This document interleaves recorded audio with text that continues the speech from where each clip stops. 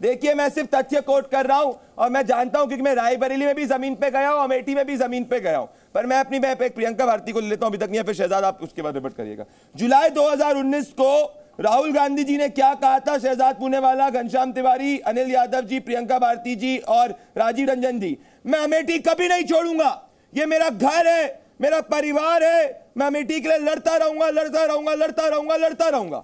उसके बाद 800 दिन में गए एक बार और उसके बाद फिर 803 दिन में एक बार गए। तो कोई अपने परिवार को इतना जल्दी भूल जाता है और इतने कम बार खड़ा होता है क्या प्रियंका भारती? या तो लग रहा है कि जमीन पे मोदी हवा है। प्रियंका जी बताइए क्या कहेंगी आप? प्रियंका भारती जी और शहजाद पूनेवाला आएंगे, फिर अनिल यादव जी आ रहा हूं, अनिल यादव जी और घनश्याम जी। प्रदीप जी, जो आप मोदी जी की हवा बता रहे हैं, मोदी जी की हवा में देश तो नहीं बह रहा, लेकिन मीडिया जरूर बह गई है। और रही बात, अभी बात हो रही थी इस पे कि राहुल जी क्या बोल रहे थे, तो थोड़ा चर्चा थोड़ा इधर भी शिफ्ट हो कि अभी जस्ट कुछ दिन पहले का वीडियो है प्रज्वल रेवन्ना जी के साथ, जब मोदी जी स्टेज शेयर कर रहे थे, उस समय मोदी जी ने बोला कि प्रज्वल रेवन्ना को दिया हुआ हर वोट मोदी के बाजू को मजबूत करेगा।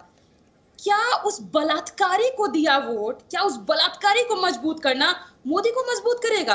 बिल्कुल उसी तरह से जैसे ब्रजभूषण जैसा बलात्कारी मोदी का परिवार हो जाता है, बिल्कुल आसाराम बापू जैसा जिसका पैर जाकर के नरेंद्र मोदी छूते हैं, या फिर बिल्कुल उस बलात्कारियों के जैसा जो बीएचयू आईटी सेल के बलात्कारी हैं, जाकर के बीएचयू में महिला छात्रा के साथ बलात्कार करते हैं। मेरा कहना है ना, आप अमेठी पर बात करिए, लेकिन साथ ही साथ पहले इस बात पे चर्चा होनी चाहिए कि क्या नरेंद्र दास मोदी जी बीएचयू जाने से पहले, बनारस जाने से पहले, वह चुनाव लड़ने से पहले बीएचयू की महिला से, वहां की महिलाओं से, उत्तर प्रदेश की महिलाओं से हाथ जोड़कर माफी मांगेंगे कि मैं माफी मांगता हूं कि मेरे आईटी सेल के कार्यकर्ता बलात्कारी। अच्छा सुनिए, मेरा एक सवाल है, आएंगे जी इस पे मैं ले रहा हूं जवाब। इस विषय को समाप्त करने के लिए 10 सेकंड, केवल 10 सेकंड, उसके बाद आगे की चर्चा। बोलिए प्रियंका जी, बोलिए। आगे की चर्चा उसके बाद कर लीजिए ना, 10 सेकंड, मात्र 10 सेकंड।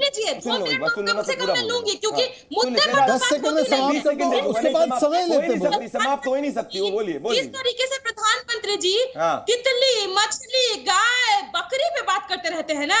जिस दिन वो रोजगार पे बात करेंगे, जिस दिन वो गरीबी भूखमरी पे बात करेंगे, उस दिन समझूंगी कि राजनीति को सीरियसली ले रहे हैं। लक्षद्वीप से बोलिए उनको फुर्सत निकले, थोड़ा सा मछली या मीट मटन से फुर्सत निकले। ठीक है प्रियंका जी, तो देश बेरोजगार हो गए हैं, उन पर थोड़ी चर्चा कर ले, तब हम समझेंगे कि प्रधानमंत्री चुनाव को सीरियसली लेते हैं। अब मैंने पूरी बात सुनी, बीच में कोई बोले नहीं, क्योंकि मैंने उनकी पूरी बात, अनिल यादव, घनश्याम जी आएंगे पहले, मैंने पूरी बात सुनी।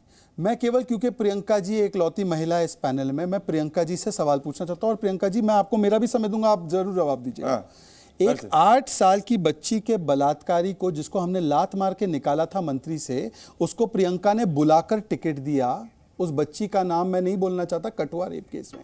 आप तो महिला हितों के साथ है ना, हालांकि आप लोगों ने राजस्थान को नंबर 1 बनाया बलात्कार में, शांति धारीवाल को टिकट दिया जिसने कहा कि मर्दों का प्रदेश है, अशोक गहलोत जिसने कहा कि ज्यादा रेप होते हैं क्योंकि फेक केसेस है, आपने राजेंद्र गुड़ा को निकाल दिया जब उसने रेप के बारे में बताया राजस्थान में, आपने तो डुमका के रेप पर कुछ नहीं बोला, आपने संदेश खाली पे एम से मौन हो गए, मुस्लिम था इसलिए। और आप लोग जब मौन हो जाते जब वोट बैंक का होता है। पर इस पर बता दीजिए प्रियंका जी, 10 सेकंड और, क्यों इतना उत्तेजना क्यों भाई? अब सुन लीजिए, अरे प्रियंका जी सुन लीजिए ना, ऐसे मत कीजिए। साधु यादव के भी कांड हमको याद है, साधु यादव वाले कांड भी हमको याद है। अब पूरी मेरी बात हो जाने दीजिए। नहीं प्रियंका जी, मेरी बात हो जाने दीजिए। प्रियंका जी देखिए, म से मुस्लिम वोट बैंक का नाम लिया तो म से मौन छोड़कर बोल पड़ी प्रियंका। और सुन लीजिए, म से मौन रहते हुए 10 सेकंड और सुन लीजिए प्लीज। अब इन्होंने बात की, अरे सुन लीजिए प्रियंका जी, जिस क्लास में आप 9वीं पास नहीं कर पा रही ना, उसके हेडमास्टर हम हैं, उस स्कूल के हेडमास्टर हमें, जहां से आप 9वीं पास नहीं हो पाती। अब रुक जाइए, मैं भी आपको इंटरप्ट कर सकता हूं। इंटरप्शन की स्कूल में मैं हेडमास्टर हूं, आप 9वीं पास नहीं है। और सुन लीजिए, कान खोल के, कान इनकमिंग ऑन कीजिए, आउटगोइंग बंद कीजिए और सुनिए। Incoming on, outgoing of. और सुनिए, अब सुनिए भाई, अरे सुनिए, ऐसे नहीं होती डिबेट। सुन लीजिए, एक तो 4 बैठे हैं एक तरफ के और सुनते नहीं है। सुन लीजिए, अब मैं आपसे पूछना चाहता हूं, एम से मौन क्यों हो गए जब पता चला कर्नाटका कर रहे हैं, वहां पे कर्नाटका में ओबीसी के आरक्षण से खींच के? नहीं, बीच में जी मेरी बात को नहीं काटेगा, जी से मेरा अनुरोध है, मेरी बात जाएगी। मेरी नहीं, वो बीच में बोल रही है तो कटेगी, जनता को नहीं समझ में आएगी।